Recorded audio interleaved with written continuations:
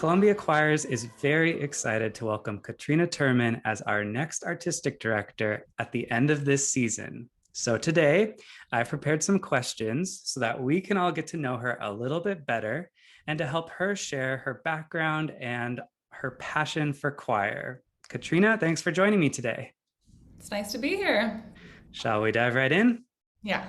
Okay, so I'd like to start by talking about your background and what has brought you your journey here to Columbia Choirs. So I think it's appropriate if we rewind all the way back. Can you tell me about your experience in choir as a young child? Yeah, absolutely. I joined Piedmont East Bay Children's Choir when I was 5 years old because my sister was in the choir, my older sister. My mom was a voice teacher for the choir, and my stepfather was a pianist for the choir, so they had no choice but to bring me along. And I stayed in that choir until I was 18 years old, and it was the most formative experience of my young life by far. Did you have a moment where you knew that choir was your thing? I don't know if I had a single moment. I mean, I hung out with my choir friends more than I did my high school friends or my sports friends or my swim team friends. And I think that was pretty significant, a sign, you could say. I put a lot of time into choir, and you had to at that level, right? Once you got into certain ensembles, there's the many times a week rehearsals, tours, camps, retreats, and it never felt arduous to me. I was always excited to get to the rehearsal, even if it was, sometimes challenging. You don't always have the best day necessarily, but it's still, I leave feeling rejuvenated despite all of that. I did know that I loved singing and I loved choir. And so that's why I ended up going into music in my undergrad. But I did go into it not really having a focus of music education yet. It took me a while to get there. But I was very one track minded almost. It was like all I knew. I was like, there's nothing else I can study in my undergrad. I have to study music, even though I wasn't sure in what direction I was going to end up taking it. Great. So then tell me a little bit about your studies after high school. So you started voice study and then ended up in music education. What was that switch like? Yeah, like I said, I knew I loved music, but I had no idea what I was going to do with that. I loved singing, but I wasn't really interested in solo vocal performance, which is odd when you go into an undergraduate degree in voice. But like singing solos always made me really nervous, and then I had to do juries where you'd sing multiple pieces all by yourself and get judged on it, and that wasn't the world I was really loving, even though I loved aspects of it. But what I loved was singing in choir at University of Oregon with Dr. Sharon Paul. And she had a lot of similarities to my experiences in Piedmont choirs. We traveled, we had retreats. She was very intensive, but the whole process was so enjoyable. But still, even graduating from University of Oregon, I had no conception of doing conducting or music education. And who knows why? Everyone gets to where they get at their own pace and in their own time. But it was only a few years later that I went back to California, and I was a teaching assistant for a few choirs, for Piedmont choirs, for a few different ensembles. And one of those teachers was a Kodai trained teacher, and she introduced me to the world of Kodai, and that's how I ended up traveling to Europe and doing that whole program, and that's how I was introduced to conducting, and I fell in love. So for those of us that aren't as in tune with what Kodai is, can you explain what it is and tell us about your studies in Hungary? Yeah, absolutely. Zoltán Kodály was a 20th century Hungarian composer, a very well-renowned composer, but he turned his attentions to music education in Hungary in the 1920s and 1930s and 1940s because he realized that the music education that children were receiving were just not as high quality as it could have been. They couldn't read music. The music being used wasn't high quality. He considered of high value. And so he set out with his colleagues and with his pupils basically to create a music education revolution. And he was very successful. So he created singing schools. Singing was happening in certain schools every single day. All of a sudden, the music being used, folk music primarily, was what he considered high quality. And then they were teaching them how to actually read music too. They weren't just singing or playing games all the time, though that was an important aspect, but music literacy was really important. When this was all happening and this revolution was finding success, suddenly teachers from outside of Hungary were coming in and realizing how life-altering this method could be. So he never called it the Kodai Method himself. He just wanted to change Hungarian music education. But what ended up happening was outside international teachers took those aspects, called it the Kodai Method, and then it kind of spread around the world. So I went and studied in Hungary, in Kodai's birthplace, Kecskemet, Hungary, and studied there for a year. Learning the Kodai Method, so learning how to teach literacy, what kinds of music to use, taking piano and voice. And that was my first experience learning how to conduct with my conducting teacher, Peter Erde. And so it was an intensive and difficult year in a lot of ways because it is an intensive course. So you are in classes, from 8 a.m. to 6 p.m., just sitting, playing, writing, reading. But I was completely changed because of the experience and am a much better musician because of the experience and am the teacher and conductor I am because of that foundational year. Yeah. Wow, that sounds like a lot. There's a lot. There's also a lot of information, but I am very passionate about the Kodai Method and it works. And so, yeah, I love to talk about it. So you then brought that learning back to California, is that correct? Right. So then I moved back to California. I worked part-time for Piedmont Choirs, and I worked part-time for San Francisco Girls Chorus, taught in a public school system for part of the time as well. And so I got to take these skills that I'd learned and use them in a real life situation, and was able to figure out actually how to use that methodology with California students, with American students, which is a little bit different than what Hungarian students, just like it would be different than how a Portuguese student would learn. So, hands-on learning of how to implement these skills that I had been taught, but with real students. And then in my time with San Francisco Girls Chorus in particular, I really got to hone my conducting even further, fell in love even further with children's choral music, and that is when I decided to go back for a master's, even though I promised I was never going to go get a master's degree after my Kodai experience, because I was like, that was basically like getting a master's. I don't need a real master's, but I was finding in my last years in California that I wanted to be even better than I was. I wanted to particularly hone my conducting technical skills because I was a good conductor, but I'd only taken so many years and then, was learning on the job. But I wanted a little bit more. And so that's when I decided to go to University of Washington and get my master's degree. And what drew you to Seattle and to UW? I applied to a few different schools and interviewed, auditioned at a few different schools. I was particularly moved at University of Washington how, first of all, there's two main professors, so I was going to get two mentors from this experience, two perspectives from this experience, and those are Dr. Bors and Dr. Wires.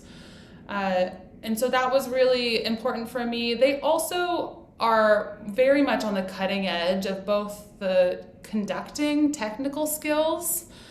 So it's not just how to beat a pattern and how to give a clear cue, which I already knew how to do. You know, most conductors, you learn that quickly.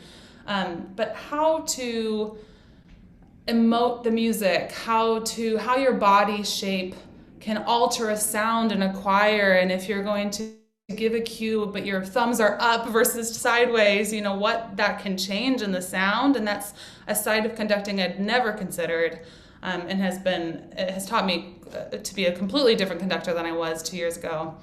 And I love Seattle. Seattle is very similar to me, to the Bay Area, and so it felt comfortable and like home kind of right away.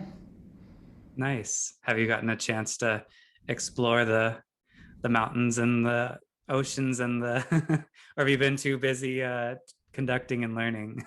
I've tried to get particularly some hikes in between studies. I am a big outdoor person, and I love hiking. So the Pacific Northwest is pretty monumental for that, I know. So I've been all over the Snoqualmie area, Snohomish area. I've gotten to travel just a little bit to Eastern Washington as well. And then this last spring break, I went to Montana and went to Glacier National Park, which was really excellent, an excellent reprieve from studies. So I look forward to more outdoor activities, particularly as things open up and this summer as the weather gets nice again. Nice. I'd love for you to talk about your personal experience as a singer. We kind of talked about your journey as a conductor, but since your time in the Piedmont choirs as a child, what has been your personal singing experience?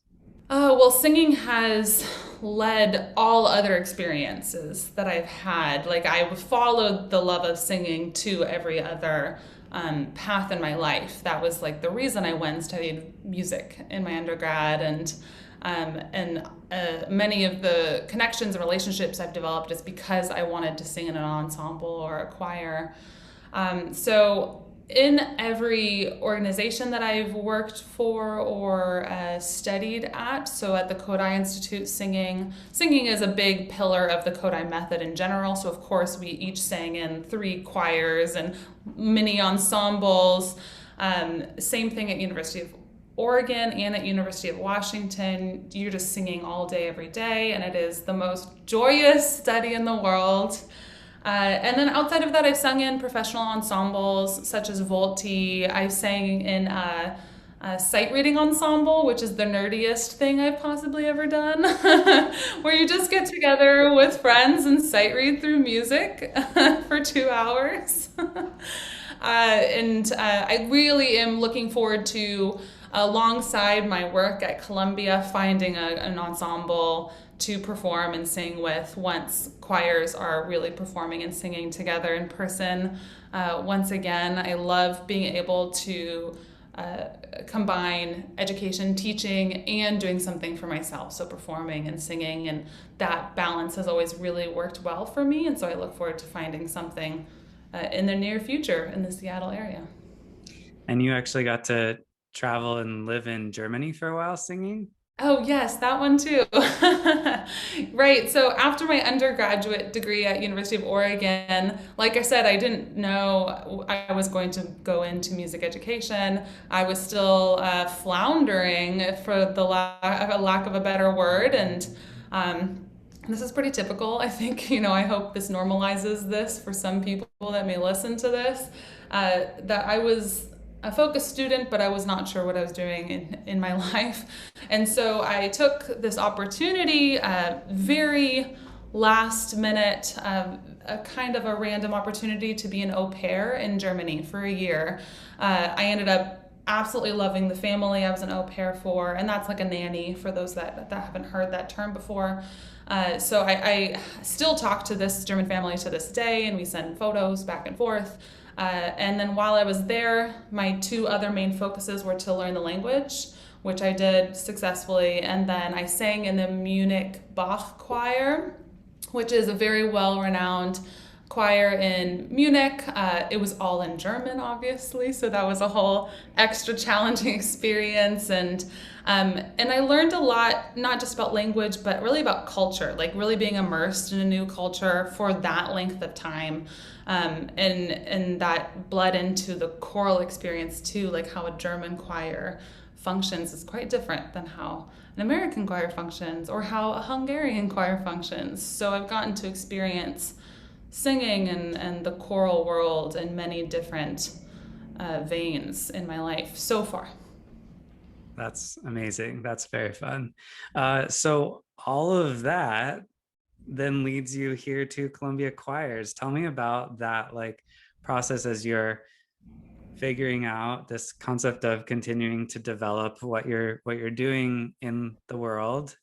Why community choirs? Why leading? What led you to Columbia Choirs, I guess? So many different strings of my life seemingly have led to Columbia choirs, and I'm happy to expound on that.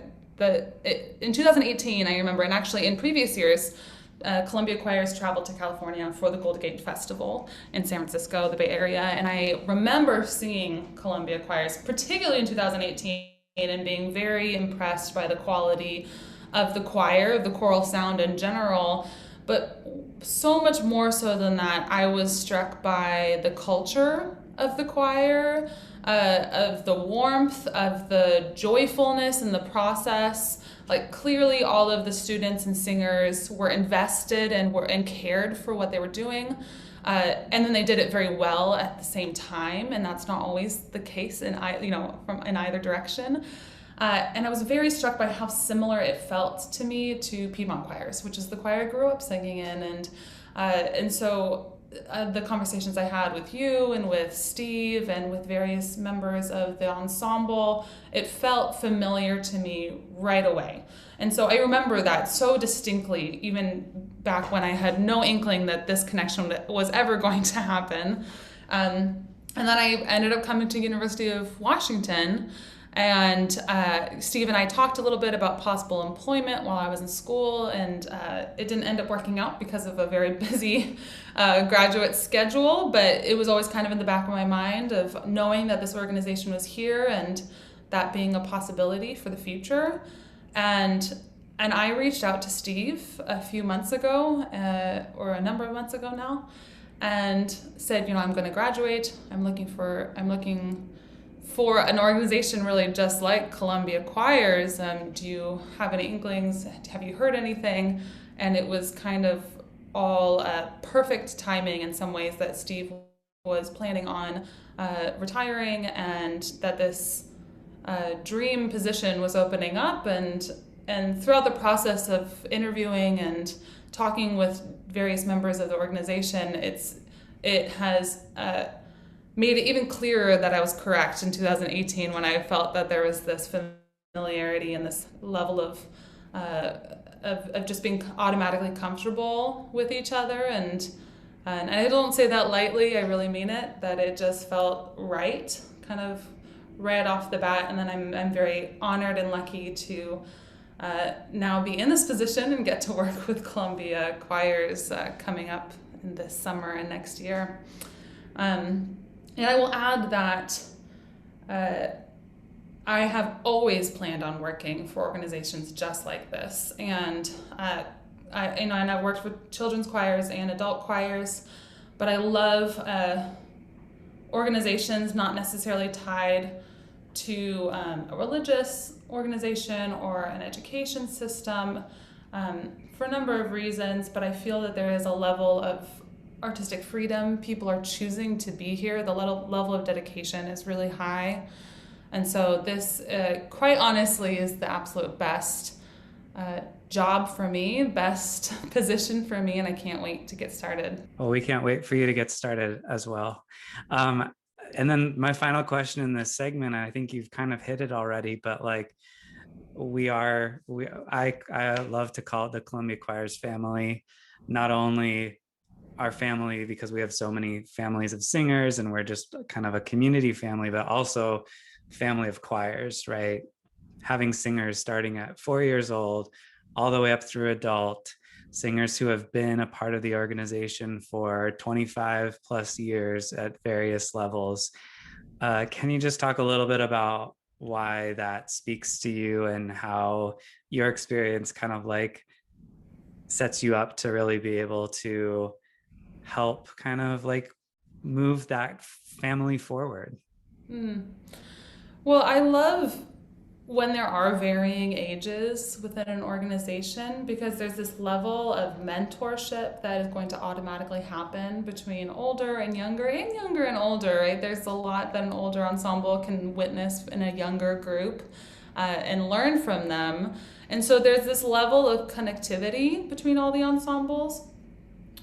Um, I also, in my experiences teaching, and I've taught 3 and 4 year olds, and I've taught adult ensembles and everything in between. I can't help but always come to the conclusion that everyone is exactly the same. Maybe what they know is different, and what they're able to do is different, and maybe the subject matter that they want to explore is different because every ensemble is a unique combination of individuals. Every ensemble is going to be a little bit different. But the desire to make beautiful music, to have connection between each other, and to build community, again, within one ensemble, but also within the entire organization, is exactly the same between a 4-year-old and a 50-year-old. It's exactly the same.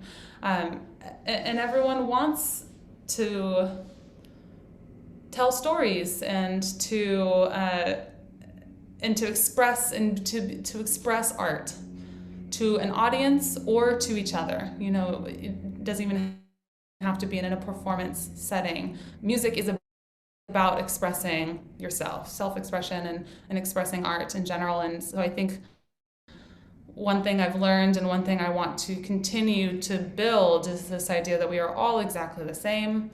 We're unique individuals, but we all have, and we are striving for the same aspirations, no matter our backgrounds and no matter our age. Wonderful. So I think now would be a good time for us to flip the page and nerd out a little bit about music. Does Cool. that sound good to you? Yes. Okay. So my first question is, what is your favorite type of music to perform? Ooh. Well, the Kodai background that I come from demands that I have to say folk music.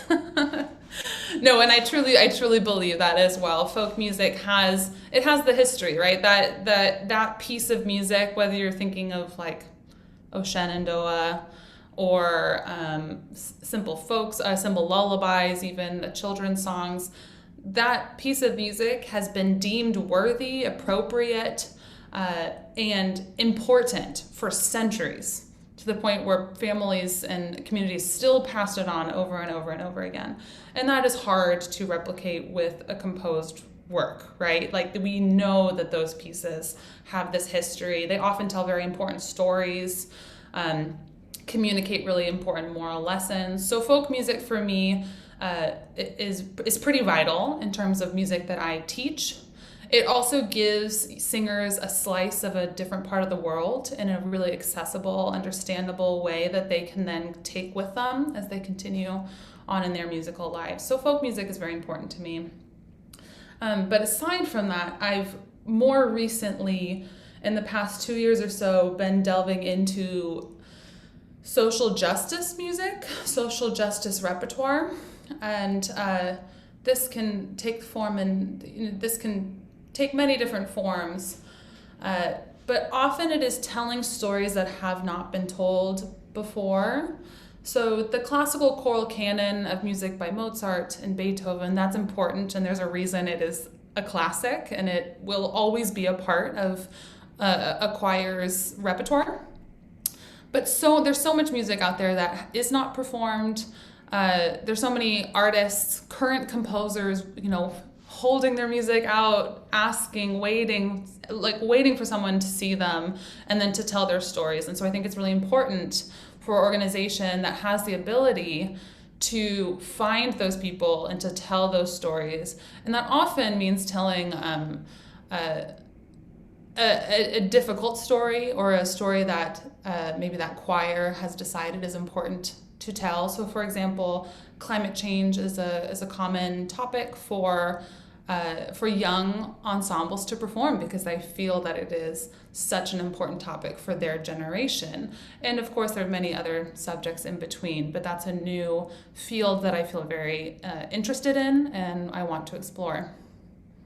I think that's great. There's a lot to explore there. Yes. And I think that's also exciting that you talked about current composers and finding new voices. And so that's really exciting. Yeah. Do you have an all-time favorite piece that you love to either perform or conduct?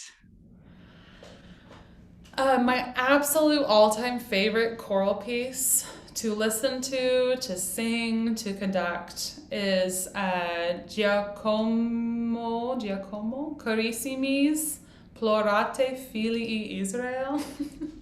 So this is a very specific movement, a choral movement from an oratorio by a composer named Carissimi, and the oratorio is called Jefte, and it is this piece Plorate is just there's a heart-wrenching lament, and it's in 6 parts, I believe, and it's just a beautiful early music choral work, and I'm happy to share it, and we can all listen to it on the first day of rehearsals. um, but that's more of like an idealized, like it's not often that a group gets to perform that work, so it's fun to listen to, especially. Um, Other works, gosh, like I said, I'm really diving into new music and to finding new composers. I wrote a choral journal article all about quality children's choral repertoires, what it was called.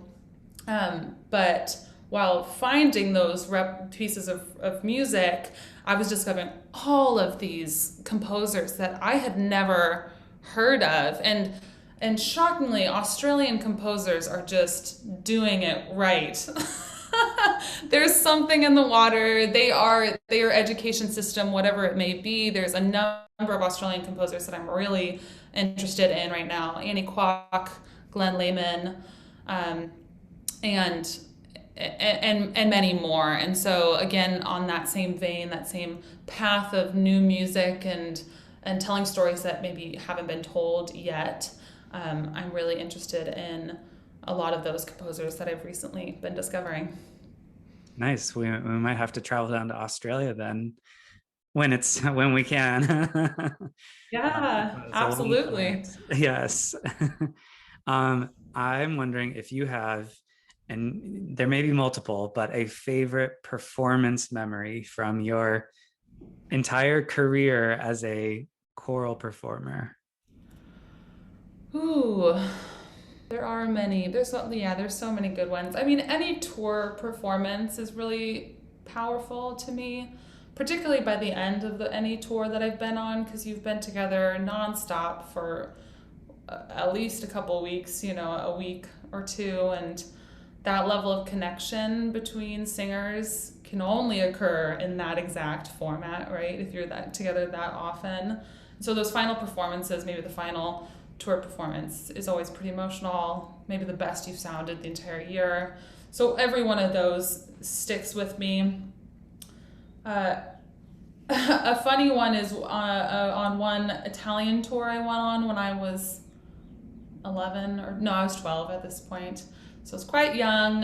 One of our final performances in Gorizia, we were at a church outside, and it was summer and it was hot. and and though air ventilation, they were doing their very best. So they had all the doors wide open, all the windows wide open. We had maybe 3 or 4 people pass out in the middle of this concert. I don't know if that's funny. It's not funny. It's It's just not, but an extreme situation we it's found real, ourselves in. yeah. And us children were just catching each other as they were passing out, and then an adult would come and get them. And I remember too, because all the windows and doors were open, there were flies everywhere. And so we were like singing and batting away flies. And It was the most challenging concert I've ever sung in. It is just a testament to the things that you kind of you experience, especially on a tour, that is just a little different than a normal concert situation. Uh, and then another really like heartfelt experience that I had was the at University of Oregon. We went on a tour to Tallinn, Estonia, for a competition.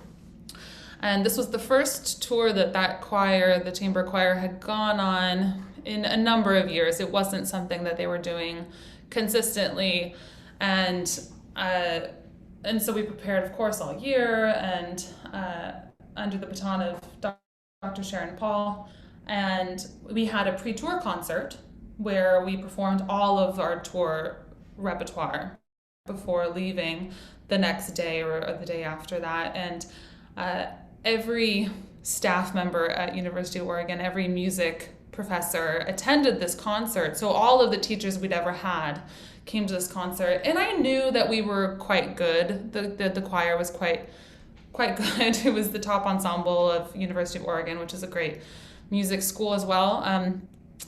But I don't think I quite understood the level we were at. And this is the best choir to this day I think I've ever been a part of. And just the reactions of the professors afterward when they were talking to us in class after the concert, the the the sincerity of their compliments, of course, but it just was so validating how much work we had put into this. And to have people at the professional level feel that we were at that level was, it made me realize that what I could do as a singer. It made me realize all of the work that our conductor had put into it, all the diverse activities, exercises. She brought in all these experts in early music, and we just dived into this music so much and how much work we put into it. And then that was our result, was being at that level. And so all the hard work was very much worth it. And I still think about that concert to this day and just how successful we felt. And it was a great experience. Wonderful. Thank you for sharing. I'm imagining the added choreography of the flies. I've when on tours, I've been in some of those situations as well, especially in the old churches in Italy. And Yes. yes, you're just happy. There was one venue where we had to lug the keyboard. Well, I didn't, thankfully, but a couple of the choristers had to lug the keyboard up like a couple hundred stairs to get to the church. And Oh yes, those are the no. memories that stick for sure. Yeah. The most Good and adversity. right, the good and the bad. Yes, yes. I'm curious about what voice part you normally sing and what if you've sung others as well. Oh yes, I have traversed all of the voice parts at this point. It feels like, I mean, not bass, sorry to say, but I have sung tenor in the past. I actually was an alto for a lot of my career so far. I was an alto two at University of Oregon, for example, alto one throughout most of Piedmont Choir's experience, but I am now a soprano one. So things have shifted quite a bit in my voice in recent years. And that too is maybe a fun lesson for anyone watching this, that your voice changes throughout your life, and you may experience almost all of the voice parts in your lifetime. And I still love to jump onto alto, and I feel a level of loyalty to that voice part because it was my voice part for so long. But it's fun to explore the higher range as well, and to sometimes get the melody. Very exciting. Yes. Soprano is the only voice part that I've never sung. So that's, yeah. Darn. I would say someday, but no, I don't think that that's possible. Yeah, I don't think bass is going to be in my Yeah. future either. Yeah. Yeah. Great. Okay. Let's see.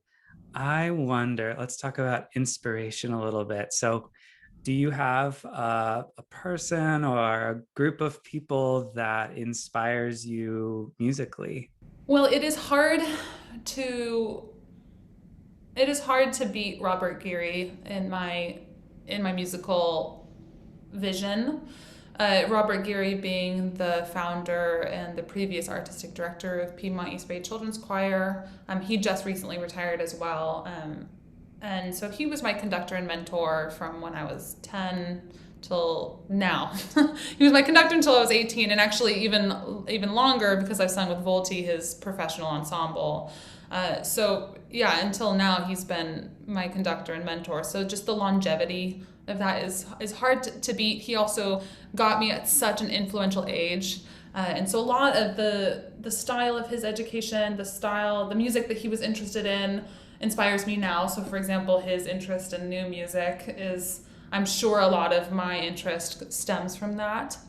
And this might be corny, but I really think about every mentor I've had, every professor, particularly the choral teachers that I've had, and I hear their voices in my head when I'm teaching, and would they approve of this? Is this the way that they would do it? Should I do it this way or not? And it's a good constant check-in for me. So I'm thinking of Dr. Sharon Paul of University of Oregon. Peter Erday was my conductor and teacher at the Kodai Institute. Valerie Saint Agathe is the artistic director of San Francisco Girls Chorus. She's quite inspirational for me. And then my professors here at University of Washington, Dr. Giselle Weyers and Dr. Jeffrey Browers, they each are so different. So I've been very lucky in this way that I've gotten such a diverse array of mentors. And I take just a little bit of each of them with me to build who I am as a conductor.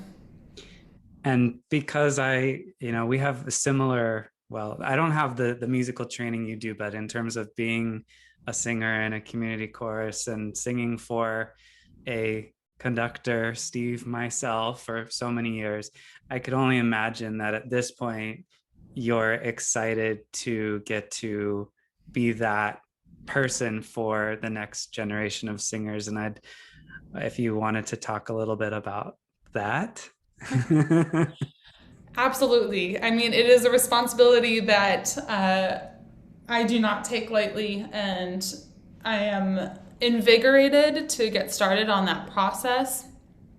And I want to be that. Yeah, I want to be that person for as many people as I can. And so yeah, I don't take the responsibility lightly at all. I know what good leadership looks like, and I hope I am able to successfully be that person going forward. And I know there's going to be a learning curve and mistakes I will make, but I can't wait to go along this road that I feel like I've been working toward for so long. And I have the skill set and I have the experience, and I just get to put it into action. Yeah. And I've got one more question. Yeah. Is there anything that you were taught or told as a young singer that stuck with you, that you access daily or weekly? Yes, I still say this to singers of mine all the time. Robert Geary used to say, air vibrantly. So make mistakes with bravery and with gusto. And I think that is what choir is in a lot of ways. You know, choir is, of course, singing and the community and all of these important aspects, but you can't sing without making mistakes. And the fear of making mistakes and this desire for perfection is impossible in this field. And so air vibrantly, enjoy the process, be okay with the mistakes and learn from them. And that's a big pillar of my own pedagogy at this point, is just, go for it. And we'll learn along the way and we'll improve and have fun at the same time. I can get behind that. That's like life too, right? Right. Yeah, exactly. Well, wonderful. Thank you, Katrina, so much for sharing so much of yourself with all of us. And I know that we'll have many years in the future where we'll get to know each other so much better. And we're very excited to welcome you to the family. Thank you so much. I can't wait to get started and to make some music.